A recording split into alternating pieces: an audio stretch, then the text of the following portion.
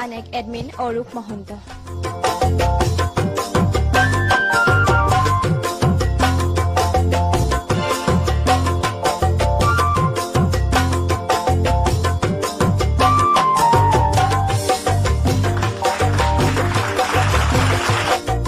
মঞ্চলৈ আমন্ত্ৰণ জনাইছোঁ গহপুৰৰ এজন বিশিষ্ট শিক্ষক কৃষ্ণ বৰা আৰু তেখেতক ফুলাম গামোচাৰে আদৰণি জনাবলৈ আমন্ত্ৰণ কৰিছোঁ মা এণ্টাৰপ্ৰাইজৰ প্ৰতিষ্ঠাপক কন্দৰ্প বৰা ডাঙৰীয়াক।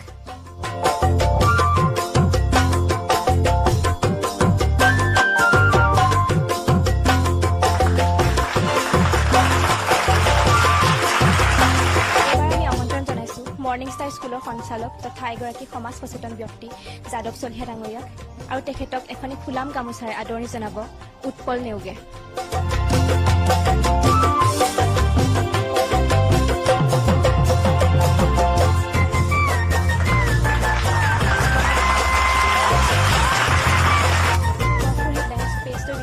এখেতসকলৰ পৰা আমি বহু কথা জানি পোনপ্ৰথমে মই অশ্বিনী বৰমুদৈ ডাঙৰীয়াৰ ওচৰলৈ গৈছোঁ। এই বিষয়ত আপুনি কি ক'ব? গহপুৰ হেডলাইন্স পেজটো অতি জনপ্ৰিয় হৈছে।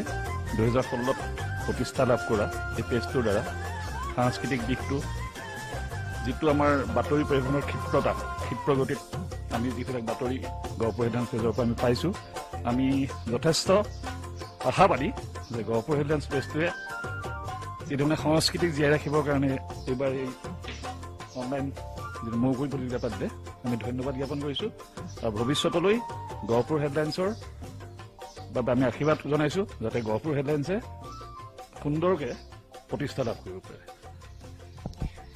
এইবাৰ আপোনাৰ পৰা এই বিষয়ত কিছু কথা জানিব বিচাৰিম। নমস্কাৰ। গহপুৰ হেডলাইন্সৰ সকলো কাৰ্যসূচী আমি সমগ্ৰ অসম ভিত্তিক অসমৰ যিকোনো ধৰণৰ পৰ্টেল যিবিলাক নিউজ চেনেল আছে তেওঁলোকতকৈ কোনো গুণেই কম নহয়। তেওঁলোকৰ আৰু তাৰ উপৰিও মৌলিকত্ব বহুখিনি আমি দেখা পাইছোঁ, যিখিনি মৌলিকত্বৰ বাবে আমি গৌৰৱবোধ কৰিছোঁ আৰু বিশেষকৈ গহপুৰক আগুৱাই লৈ যোৱাৰ ক্ষেত্ৰত গহপুৰৰ নামত আমাৰ শ্বহীদ কৰ্মকৰ্তা মুকুন্দ কাকতি স্মৃতি বিজড়িত গহপুৰৰ নামত এটা চেনেল এইটো আগবঢ়াই লৈ যোৱাটো আমাৰ দায়িত্ব বুলি আমি ভাবিছোঁ। বিহুৰ যি প্ৰতিযোগিতা হ'ল সেয়া অতি ভাল ধৰণে হৈছে। তাৰ লগতে শিক্ষাৰ ক্ষেত্ৰত তেখেতসকলে কিছু এতিয়া লকডাউনৰ সময়ত সকলো স্কুল কলেজ বন্ধ থকাৰ সময়তো তেখেতসকলে শিক্ষাৰ ছাত্ৰ ছাত্ৰীসকলক বা শিক্ষকসকলক সংযোগ কৰাৰ দায়িত্ব হিচাপে লৈছে, সামাজিক দায়িত্ব নিস্বাৰ্থভাৱে। তাৰ বাবে আমি ধন্যবাদ জ্ঞাপন কৰিছোঁ আৰু ভৱিষ্যত উজ্জ্বল কামনা কৰিছোঁ। গহপুৰ হেডলাইন্স পেজটো অসমৰ এটা বিশেষ সৰু খবৰবিলাক খুব সোনকালে পাব পৰা এটা অনুষ্ঠান আৰু যিহেতুকে এই অনুষ্ঠানে সমাজৰ উন্নতিৰ হকে ছাত্ৰ ছাত্ৰীৰ উন্নতিৰ হকে আৰু দৰিদ্ৰজনৰ কাৰণে মাত মতা অনুষ্ঠান।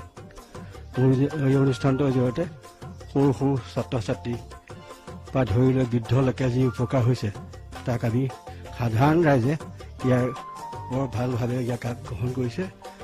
তেনেধৰণে সাধাৰণ মানুহক পৰিচয় কৰা, গহপুৰবাসীৰ সাধাৰণ মানুহক পৰিচয় কৰা এটা বিশেষ অনুষ্ঠান।